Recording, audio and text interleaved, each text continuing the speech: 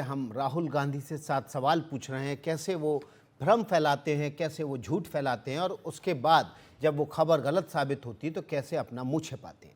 इस खबर पर हम महेश जेठमलानी से भी बात करेंगे, जिन्होंने आज गौतम अडानी और अडानी समूह की कंपनियों को लेकर जो अमेरिका में दावे किए गए और उसको लेकर जो राहुल गांधी ने राजनीति की, उस पर खुलकर बोला है। महेश जेठमलानी जी, आपका स्वागत है एनडीटीवी में। मेरा सवाल ये है कि जब ये खबर गलत है कि अमेरिका में गौतम अडानी के ऊपर रिश्वत को लेकर कोई मुकदमा दर्ज हुआ है, तो फिर राहुल गांधी ने क्यों इस मुद्दे को इतनी हवा दी, इतनी जल्दबाजी क्यों दिखाई उन्होंने? नहीं, गौतम अडानी के खिलाफ अमेरिका में इल्ज़ाम है, एक इंडाइटमेंट है, मुकदमा शुरू हो गया है वहाँ पे। लेकिन उस मुकदमा जो चल रहा है उसमें कुछ सबूत नहीं है गौतम अडानी के खिलाफ। और इल्ज़ाम जो है, जो कांग्रेस पार्टी चला रही है, यहाँ पे किसी को घूस नहीं दिया गया है। जो रिश्वत की बात है वो तो अमेरिकन मुकदमा में भी, जो इंडाइटमेंट कहते हैं, उसमें भी नहीं जाहिर है। तो फिर ये बात कहाँ आई कि यहाँ पे हमारे एजेंसीज को सक्रिय होना चाहिए और जांच शुरू करना चाहिए, जब वहाँ पे भी, अमेरिका में भी, ये इल्ज़ाम नहीं है कि किसी को यहाँ पैसे खिलाया गया। तो जो विदेश में आरोप लगते हैं, विदेश में विदेशी ताकतें जो है भारत की ताकतों के खिलाफ एक्टिव हो जाती हैं, तो राहुल गांधी देश विरोधी ताकतों की गोद में बैठे हुए हैं क्या? लगता तो ऐसा ही है।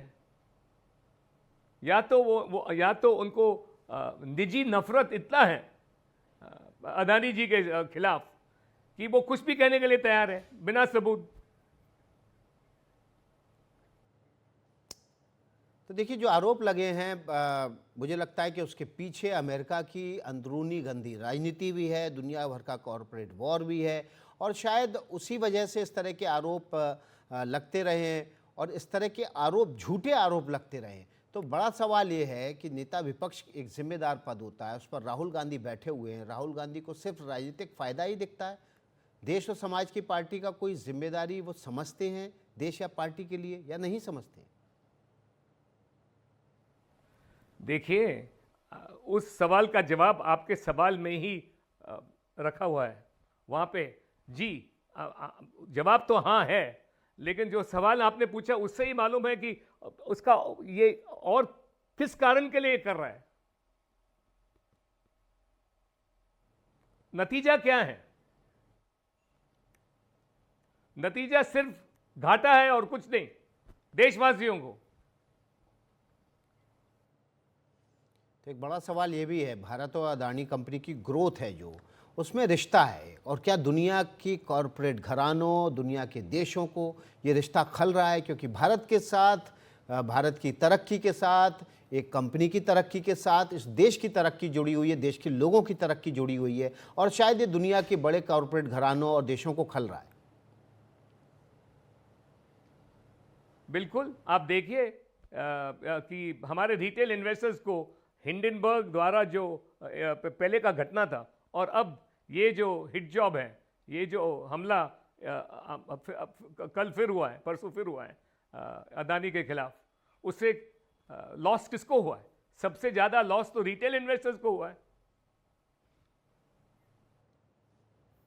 आपने, महेश जेठमलानी जी, अपने ट्वीट पे भी लिखा, अपनी प्रेस कॉन्फ्रेंस में भी कहा कि राहुल गांधी एक विदेशी एजेंट की तरह व्यवहार कर रहे हैं, झूठ और भ्रम की ऐसी हल्की राजनीति करते हैं जिसका नतीजा है कांग्रेस पार्टी लगातार चुनाव हार रही है। वो महाराष्ट्र में चुनाव हारी, वो हरियाणा में चुनाव हारी, उसकी स्थिति जम्मू कश्मीर में भी बहुत अच्छी नहीं रही, उसकी स्थिति झारखंड में भी बहुत अच्छी नहीं रही, वहाँ पर भी वो परजीवी की तरह व्यवहार कर रही है। तो ये जो लगातार भ्रम और झूठ की राजनीति करना का तरीका है, उसका खामियाजा इनकी पार्टी को भी उठाना पड़ रहा है। देखिए, आपको मालूम है कि महाराष्ट्र में क्या हुआ है, हरियाणा में क्या हुआ, जहाँ पे उनको खास उम्मीद था जीतने की। आप देख रहे हैं कि क्या है। और ये जो नतीजे जो आ रहे हैं, उसका कारण है राहुल गांधी का जो टिपिकल पॉलिटिक्स है, वही उसका कारण है कि वो एंटी नेशनल इश्यूज को उठाते हैं बार बार, जो देश के हित में नहीं है। देखिए, राहुल गांधी ने जिन मुद्दों पर चुनाव लड़ा उसमें संविधान तो था ही, उसके अलावा भ्रम और झूठ के फैलाने का भी एक तरीका था। हरियाणा हारे, महाराष्ट्र में पार्टी मटियामेट हो गई, वोट और उन्होंने नकार दिया, फिर भी झूठ और भ्रम की ऐसी हल्की राजनीति पर टिके रहने की रणनीति के पीछे क्या हो सकता है, क्या वजह हो सकती है? क्या उनको लगता है यही एक शॉर्टकट है सत्ता में आने का?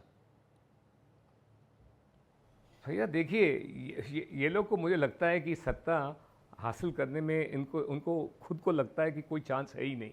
हाँ, तो वो फॉरेन एजेंसीज की जो हमारे खिलाफ जो रणनीति है उसको अपनाएंगे। तो अडानी की जो कंपनी पर आरोप लगाए गए, अमेरिका की अंदरूनी गंदी राजनीति इसके पीछे हो सकती है, और बहुत सारे कॉरपोरेट घराने भी इसके पीछे हो सकते हैं जो उस सेक्टर में काम कर रहे हैं जहां पर अडानी कंपनी बहुत अच्छी परफॉर्मर बनी हुई है।